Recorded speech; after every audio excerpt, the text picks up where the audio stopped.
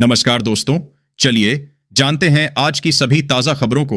सिर्फ 15 मिनट में आज की सभी ताजा खबरों को जानने के लिए वीडियो को लाइक और चैनल को सब्सक्राइब करना ना भूलें। बिहार में सस्ती बिजली, सरकार इंडस्ट्री लगाने पर देती है रियायत, कोल्ड स्टोरेज कारोबारियों को भी फायदा। भागलपुर में उद्यमियों की बैठक में बिहार विद्युत नियामक आयोग के नए बिजली दरों पर चर्चा हुई। सरकार ने 2025 से 26 में बिजली दर में अनुदान दिया है, जिससे उद्योगों को लाभ होगा। कोल्ड स्टोरेज के लिए रियायती दरें तय की गई हैं, जिससे फल और सब्जियों के भंडारण की लागत कम होगी। सरकार की औद्योगिक नीतियों और बिहाड़ा में समस्याओं पर भी बात हुई। सीतामढ़ी में शिक्षक की गिरफ्तारी से मचा हड़कंप, नियुक्ति के 17 साल बाद हुआ। एक्शन सीतामढ़ी में फर्जी डिग्री पर नौकरी कर रहे एक शिक्षक को गिरफ्तार किया गया। हितनारायण ठाकुर नामक यह शिक्षक सुरसंड के एक विद्यालय में कार्यरत था।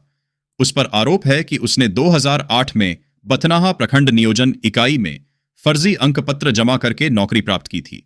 निगरानी जांच में फर्जीवाड़ा साबित होने के बाद पुलिस ने उसे गिरफ्तार कर लिया है और आगे की जांच जारी है। सावधान, बिहार में आज भी आंधी बारिश मचाएगी तबाही। आईएमडी ने जारी किया येलो अलर्ट। प्रदेश में आंधी, तूफान और बारिश का कहर लगातार जारी है। मौसम विभाग ने आज भी प्रदेश के 24 जिलों में झोंके के साथ गरज तड़क की चेतावनी जारी की है। राजधानी पटना में बादल छाए रहेंगे। मौसम विभाग के अनुसार आगामी 16 अप्रैल तक मौसम ऐसा ही बने रहने के आसार हैं। इसके बाद गर्मी का सितम शुरू होगा और तापमान बढ़ेगा। फंस गए धरहरा के पुराने बीड़ियों, बड्ढी गड्ढबद्धी सामने आते ही खतरे में पड्ढी नौकरी। धरहरा के पूर्व प्रखंड विकास पदाधिकारी मृत्युंजय कुमार पर वित्तीय अनियमितता के आरोप लगे हैं।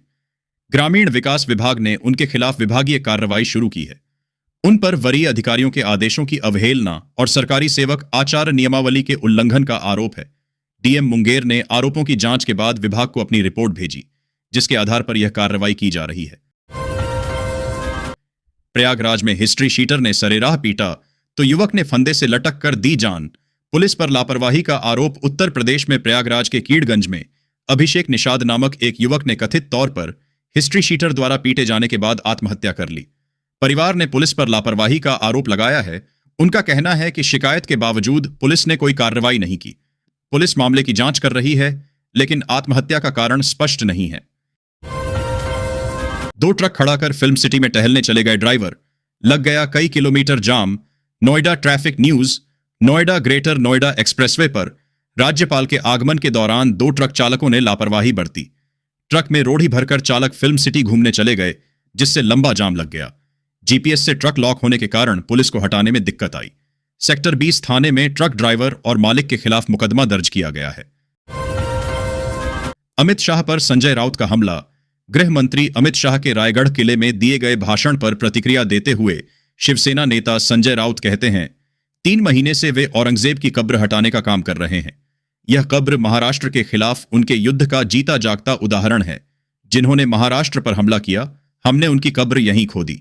वे ऐसे व्यवहार कर रहे थे जैसे कि वे कब्र को अब भी हटा देंगे, लेकिन कुछ नहीं हुआ। जिसे हम कब्र कहते हैं, अमित शाह ने उसे समाधि कहा। अगर वह समाधि है तो आप 3 महीने से दंगे क्यों कर रहे हैं? दंगाइयों को राज्य के गृह मंत्री और मुख्यमंत्री का समर्थन प्राप्त था। अगर किसी दूसरी पार्टी के नेता ने इसे समाधि कहा होता तो भाजपा के नेता उस नेता का जीना मुश्किल कर देते। दूसरी बात यह है कि अमित शाह शिवाजी कहते रहे, हम उन्हें शिवाजी महाराज कहते हैं। यह अपमान है। उनके खिलाफ रायगढ़ थाने में एफआईआर होनी चाहिए। पीएम मोदी ने 2047 में विकसित भारत की स्थापना का संकल्प लिया। मनसुख मांडविया डॉ. बी.आर. अंबेडकर की विरासत का सम्मान करने वाली जय भीम पदयात्रा में 10,000 मासी भारत युवा स्वयंसेवकों के साथ भाग लेने पर केंद्रीय मंत्री मनसुख मंडाविया ने कहा, पीएम मोदी ने 2047 में विकसित भारत की स्थापना का संकल्प लिया है, जब देश की आजादी के 100 साल पूरे होंगे। यह पदयात्रा इसलिए आयोजित की गई है ताकि करोड़ों युवा इस संकल्प का हिस्सा बने।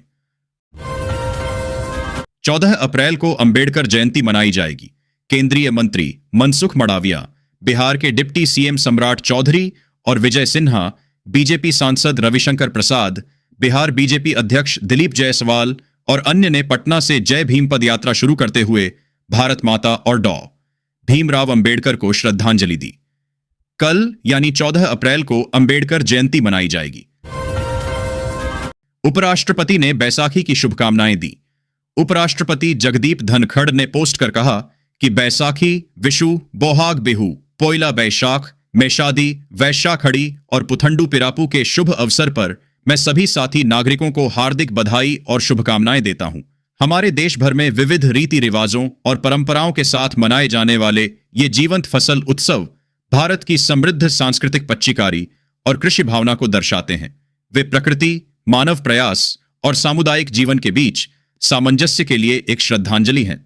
जैसा कि हम इन त्योहारों को मनाते हैं, आइए हम नवीनीकरण, समृद्धि और एकता की भावना को अपनाएं जो वे दर्शाते हैं। यह त्योहारी मौसम खुशियां, भरपूर फसल और एक उज्जवल सामूहिक भविष्य के लिए नई उम्मीद लेकर आए।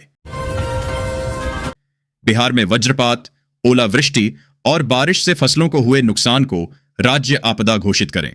केंद्रीय मंत्री चिराग पासवान ने शनिवार को बिहार सरकार से आकाशीय बिजली, ओलावृष्टि और बेमौसम बारिश से बड़े पैमाने पर फसलों को हुए नुकसान को राज्य आपदा घोषित करने का आग्रह किया। चिराग ने कई जिलों में प्रभावित किसानों के लिए पर्याप्त मुआवजे की भी मांग की। बिहार के मुख्यमंत्री नीतीश कुमार को लिखे पत्र में लोक जनशक्ति पार्टी रामविलास के अध्यक्ष चिराग ने लिखा, पिछले 2 दिनों में हुई बेमौसम बारिश और ओलावृष्टि से राज्य के कई जिलों में गेहूं और अन्य फसलों को काफी नुकसान पहुंचा है, जिससे किसान परेशान हैं। इस घटना को राज्य आपदा घोषित किया जाना चाहिए और फसलों को हुए नुकसान का आकलन करने के लिए सर्वेक्षण कराया जाना चाहिए। जीतन राम मांझी की पार्टी हम ने 2025 बिहार चुनाव के लिए पहले प्रत्याशी का नाम किया। जारी बिहार में 2025 के विधानसभा चुनाव से पहले राजनीतिक गतिविधियां तेज होने के बीच हिंदुस्तानी आवाम मोर्चा HIM के प्रमुख और केंद्रीय मंत्री जीतन राम मांझी ने शनिवार को पूर्णिया जिले के कस्बा में कार्यकर्ता सम्मेलन के दौरान एक घोषणा की। मांझी ने NDA गठबंधन के अंदर हम के लिए 35 से 40 सीटों पर दावा किया और पार्टी के पहले आधिकारिक उम्मीदवार राजेंद्र यादव को पूर्णिया जिले के कस्बा विधानसभा क्षेत्र से उम्मीदवार घोषित किया। बिहार में शराबबंदी गरीबों के पुलिस उत्पीड़न का जरिया बन गई है। तेजस्वी राष्ट्रीय जनता दल राजद के नेता तेजस्वी यादव ने शनिवार को आरोप लगाया कि बिहार में बहुचर्चित शराबबंदी कानून राज्य के गरीबों के मानसिक और आर्थिक शोषण के लिए पुलिस का एक औजार बनकर रह गई है। बिहार विधानसभा में नेता प्रतिपक्ष तेजस्वी ने यहां आयोजित एक संवाददाता सम्मेलन को संबोधित करते हुए दावा किया कि 9 साल पहले पहली बार लागू हुए इस कड़े कानून का उल्लंघन करने के आरोप में गिरफ्तार किए गए 99% लोग वंचित वर्ग के हैं। कांग्रेस कार्यकर्ताओं पर पुलिस की कार्रवाई नीतीश सरकार की फांसीवादी प्रवृत्ति को दर्शाती है। मेवाणी कांग्रेस की गुजरात इकाई के कार्यकारी अध्यक्ष जिग्नेश मेवाणी ने पटना में प्रदर्शनकारी कांग्रेस कार्यकर्ताओं पर पुलिस द्वारा लाठियों और पानी की बौछारों का इस्तेमाल करने के एक दिन बाद शनिवार को इस कार्रवाई की निंदा की और इसे नीतीश कुमार के नेतृत्व वाली बिहार सरकार की फांसीवादी प्रवृत्तियों का प्रमाण बताया। पुलिस ने शुक्रवार को कांग्रेस कार्यकर्ताओं पर बल प्रयोग किया जो बेरोजगारी और पलायन की समस्या से निपटने में राज्य सरकार की कथित नाकामी के विरोध में मुख्यमंत्री नीतीश कुमार के आधिकारिक आवास की ओर मार्च कर रहे थे। कन्हैया कुमार समेत कई कांग्रेस नेताओं और कार्यकर्ताओं को हिरासत में लिया गया और उनके खिलाफ मामले दर्ज किए गए। CBI ने एक रिटायर्ड रेलकर्मी सहित 2 को भेजा जेल। रडार पर कई अधिकारी। मुजफ्फरपुर में CBI ने रेलवे में फर्जी भर्ती घोटाले की जांच करते हुए एक सेवानिवृत्त रेलकर्मी समेत 2 जालसाजों को गिरफ्तार किया है। उन पर उत्तर प्रदेश के युवकों को नौकरी का झांसा देकर ठगी करने का आरोप है। जांच में दानापुर रेल मंडल के कुछ अधिकारियों की संलिप्तता का भी संदेह है। CBI इस मामले की गहराई से छानबीन कर रही है, जिसमें करोड़ों की ठगी का अनुमान है। मकान मालिक ध्यान दें, छत पर होर्डिंग लगाने से पहले PRH लें। प्रॉपर्टी टैक्स को लेकर नया update. Bihar news in Hindi. Muzaffarpur में अब मकान की छत पर होर्डिंग लगाने वालों को कमर्शियल प्रॉपर्टी टैक्स देना होगा। नगर निगम नई विज्ञापन नीति लागू करने जा रहा है, जिसके तहत आवासीय भवनों पर लगे होर्डिंग के लिए टैक्स दरें बदल जाएंगी। दुकानदारों को भी नेम प्लेट लगाने से पहले अनुमति लेनी होगी और आकार के अनुसार शुल्क देना होगा। हमारी सरकार बनी तो कूड़ेदान में होगा वक्फ बिल, तेजस्वी यादव ने कहा। मुसलमानों के बाद निशाने पर होंगे। हिंदू राजद नेता तेजस्वी यादव ने वक्फ संशोधन विधेयक का विरोध किया है। उन्होंने कहा कि यह विधेयक असंवैधानिक है और इससे मुसलमानों के अधिकारों का हनन होगा। तेजस्वी ने कहा कि बिहार में राजद की सरकार बनने पर इस विधेयक को लागू नहीं होने दिया जाएगा। तेजस्वी ने कहा कि इस विधेयक के विरुद्ध सदन से लेकर सेडिडेशक तक हमारी लड़ाई जारी रहेगी और हम कोर्ट की शरण में हैं। मतदान के साथ आज झमाझम होगी बारिश, 5 जिलों में ऐसा रहेगा मौसम। आंधी पानी को लेकर अलर्ट जारी बिहार वेदर। बिहार के 5 सीटों पर आज मतदान हो रहा है। ऐसे में आज लोगों को गर्मी का एहसास नहीं होगा। वोटिंग के दिन मौसम पूरा साथ देगा। झंझारपुर, खगड़िया, सुपौल, अररिया और मधेपुरा में बारिश की संभावना जताई गई है। पटना समेत अधिसंख्य भागों में गरज तड़क के साथ आंधी पानी की भी चेतावनी है। इसके अलावा कुछ जिलों में तेज हवाएं भी लोगों को परेशान करेंगी। बिहार बोर्ड में मुजफ्फरपुर का रहा जलवा। 3 छात्र छात्राओं ने टॉप 5 में लहराया। परचम बिहार बोर्ड ने इंटर का रिजल्ट जारी कर दिया है। बिहार विद्यालय परीक्षा समिति द्वारा जारी इंटर के रिजल्ट में मुजफ्फरपुर के छात्रों ने धमाल मचा दिया है। जिले के 3 छात्रों ने राज्य स्तर पर टॉप 5 में जगह बनाई है। आर्ट्स में अनुष्का कुमारी ने दूसरा स्थान, चंद्रमणि लाल और संजना कुमारी ने 5वां स्थान प्राप्त किया है। पंजाब में बिहार के छात्रों पर हमला, CS ने लिया संज्ञान। बीजेपी अध्यक्ष बोले, हमारे लोगों को बनाया जा रहा निशाना। बिहार के मुख्य सचिव अमृतलाल मीणा ने बिहारी छात्रों के साथ मारपीट की घटना पर पंजाब सरकार के मुख्य सचिव KP सिन्हा से बात की है। उन्होंने आश्वासन दिया कि स्थिति पूरी तरह नियंत्रण में है और संबंधित अधिकारी घटनाक्रम पर कड़ी निगरानी रख रहे हैं। पंजाब के भटिंडा में शुक्रवार को एक विश्वविद्यालय में 2 गुटों के बीच विवाद हुआ, जिसके कारण कथित तौर पर हाथापाई हुई थी। बिहार के 5 अफसरों पर एक्शन, मंत्री के निर्देश पर किए गए सस्पेंड। आंगनबाड़ी केंद्र से जुड़ा है मामला। Bihar news in Hindi. बिहार में 4 CDPO समेत 5 अफसर निलंबित हो गए हैं। उन पर अनियमितता का आरोप लगा है। दरअसल कुछ दिनों पहले समाज कल्याण मंत्री मदन सहनी कई आंगनबाड़ी केंद्रों पर पहुंचे थे। जांच के दौरान उन्होंने आंगनबाड़ी केंद्रों पर कई तरह की अनियमितता पकड़ी। उन बातों को आधार बनाकर संबंधित अफसरों पर एक्शन लिया गया है। 2019 के महासमर में 29 महारथियों ने आधे से अधिक वोटों से जीता था।